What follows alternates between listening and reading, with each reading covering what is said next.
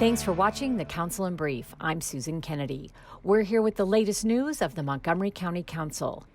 Described as one of the biggest honors of his career, Councilmember Jawando recognized Brigadier General Charles McGee for his 30 years of service to the United States as a member of the Tuskegee Airmen. African-American members of this council in Black History Month this year at this time in our country, to be able to stand here with you, sir, and honor all that you've done and meant for our nation, for everyone of every creed, race, religion, age, but particularly for us as African Americans and African American men, the excellence that you have demonstrated over the course of your career, both professionally and personally. There's nothing we could say here today to honor you enough and thank you for what you went through on behalf of our country.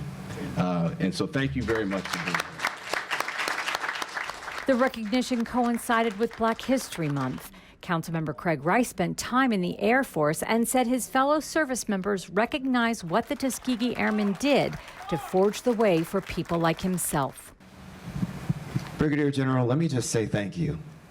Because as a young man growing up whose father served in Vietnam, who ably served his country, and who was able to dream about flying airplanes on behalf of the United States of America, I say thank you.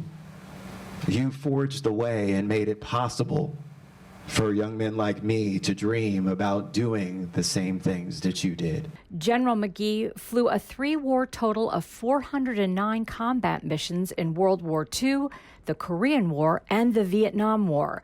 One of the highest combat totals and longest active duty careers by any Air Force pilot in history.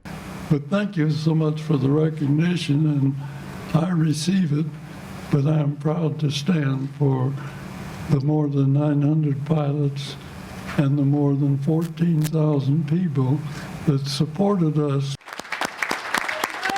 The Bethesda resident recently celebrated his 100th birthday, which included a trip to the Super Bowl and Capitol Hill. He was promoted from Colonel to Brigadier General on February 4th. I just thank the Lord that it happened that way, but to be able to serve the country even at a time we were told you can't do it, certainly is a value lesson that needs to be shared with all of the young people. This American hero has lived a life that is an example and inspiration to us all.